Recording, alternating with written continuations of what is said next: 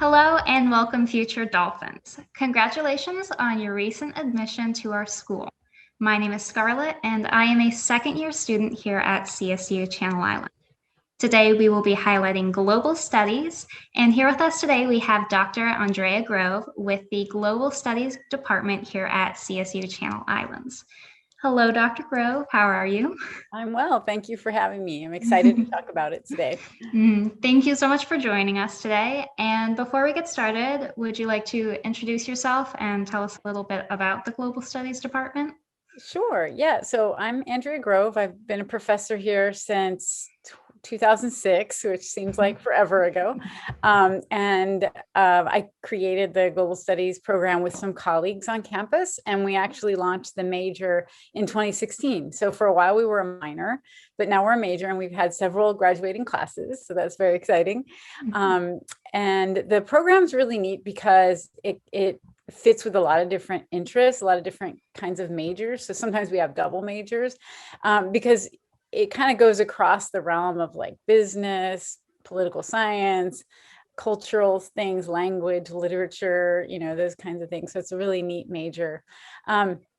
We have a core where you learn about international relations and global cultures and that kind of thing. But then the upper division courses, you really just choose across these lists of electives. So you can really focus, on what areas you're most interested in. And then two other parts of the major that are really neat are there's a language requirement. So every student has to have an intermediate language proficiency, which is really through like a 202. So if you came in with no language, it would be like 101, 102, 201, 202. Although some students get their language requirements met on their study abroad, which is the other co-requisite.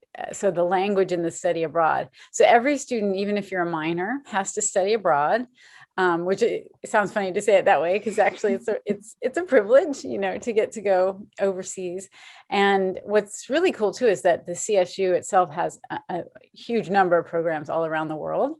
And you pay the same tuition that you pay here and things like that. So those are some of the aspects there. I know when I talk to people and ask what they want to do after college, travel is always number one. So this sounds super useful to have under your belt. Okay. So I'll start with the first question. What would you say the most popular courses, minors, and other options do you have going on with the major?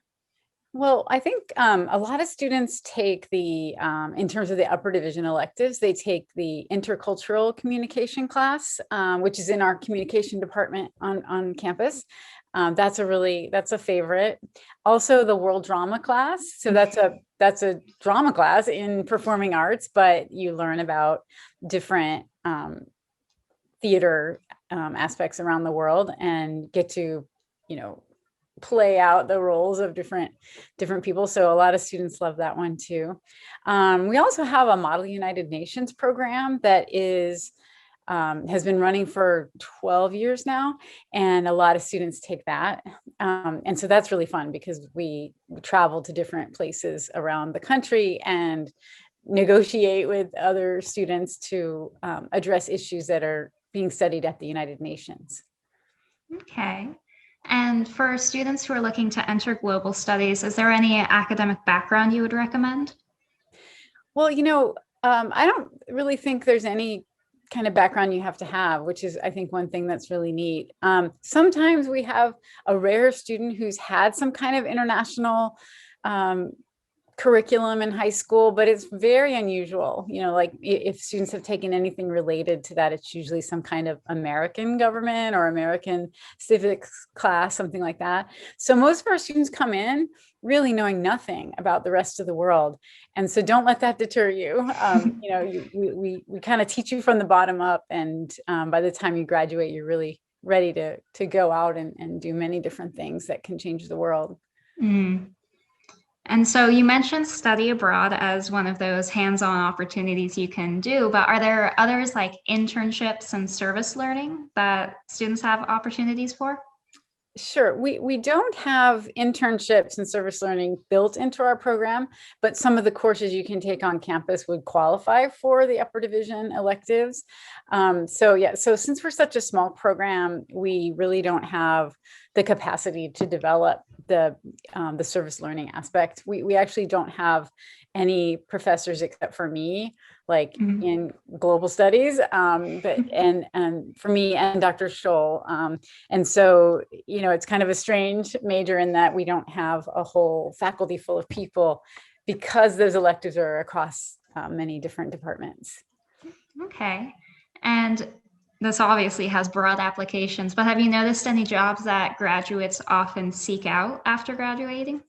Absolutely. We have students who go on to work for NGOs, non-governmental organizations that deal with, different kinds of issues like immigration and the environment and human rights, things like that. We also have students I have a student right now actually who went to Europe to teach English, and now he's in a master's program in economics in a Portuguese university. So, there's all kinds of things that people end up doing. We have a few people that are in graduate school who have actually gotten scholarships to graduate school to study international relations. We have a couple in law school who are studying they don't really study international law, but they can specialize in that within law school. So they're doing that. So there's a whole lot of different things that we've seen our small number of graduates doing already. And it's perfect that you mentioned grad school, because my next question was, how does your program prepare students who are looking to continue into grad school?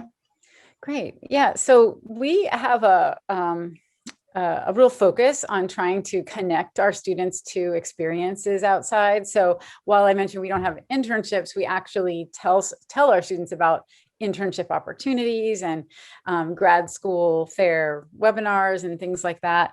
And we really do prepare them with our curriculum. They have to take courses where they learn writing skills, for example. They have to learn language, and that can be a real bonus depending on where you're trying to go to graduate school. Some actually require 2 years of language, so then they've already got that. So there's a number of different things that we do, but one of the things I'm most proud of is kind of our focus on that, our focus on what are you going to do next? And we have a real dedication to our students in that way. And we do a lot of informal advising and discussions about, what is it you can do after you get your degree. Since the department's so small, it sounds like you really get to have a chance to talk to everyone. Absolutely. Yeah. And now we'll dial it back from the graduations all the way back to these students who are just starting CSUCI. Do you have any advice you would recommend the incoming people?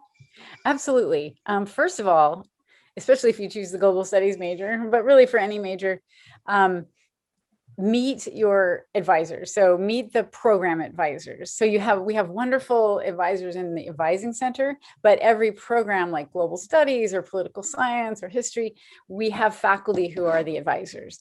And I'm that person for global studies. So I would urge you always to meet your advisors, get to know them so that they can get to know you. You're probably going to be asking them for a letter of recommendation someday. So it's good to, sort of start off on the right foot.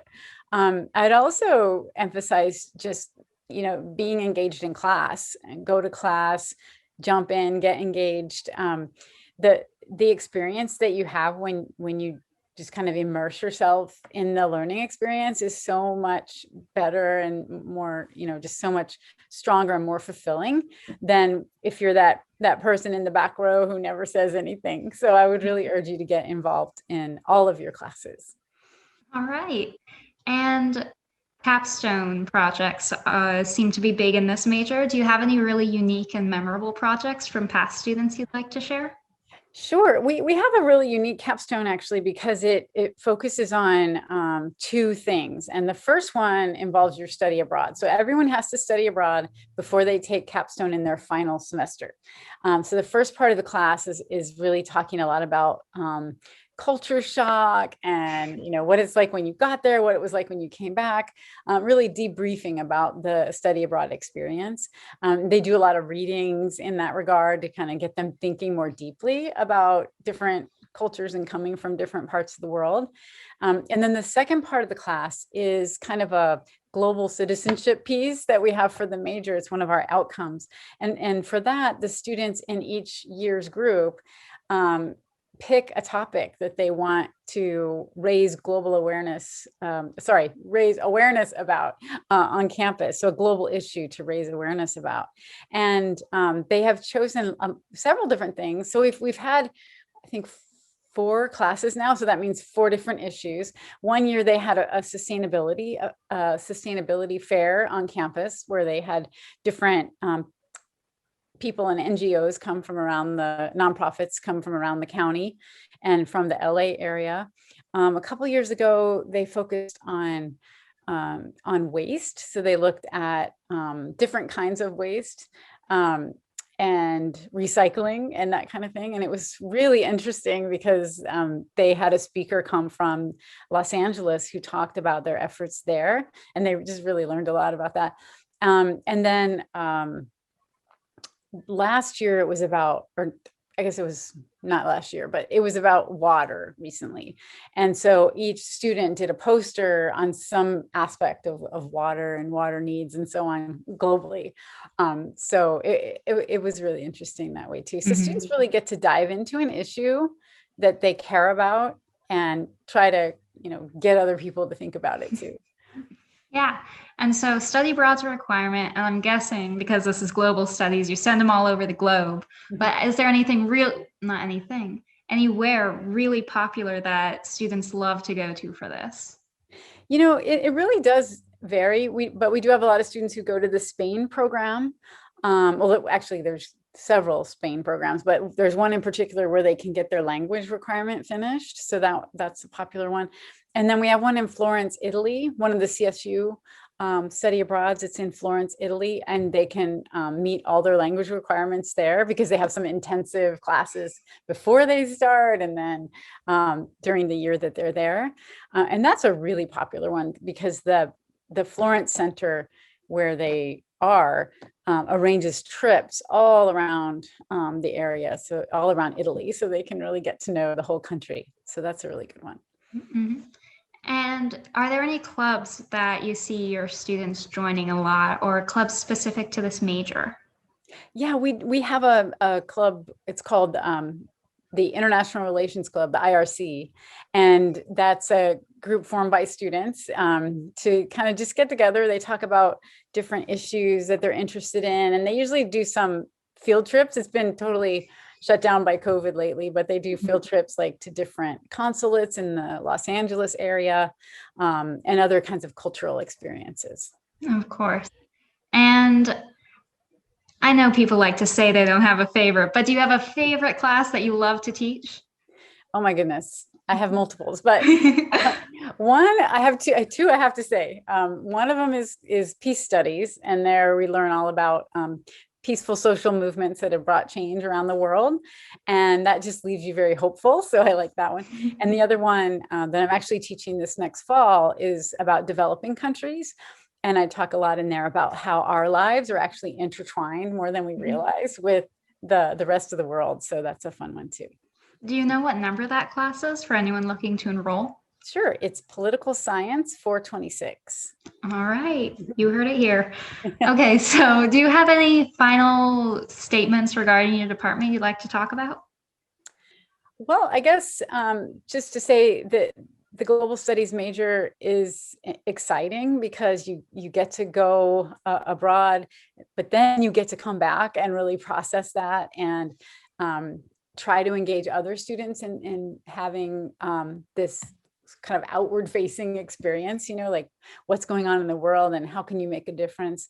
So I think those are some really neat things about the program. Mm-hmm. All right. That should be it.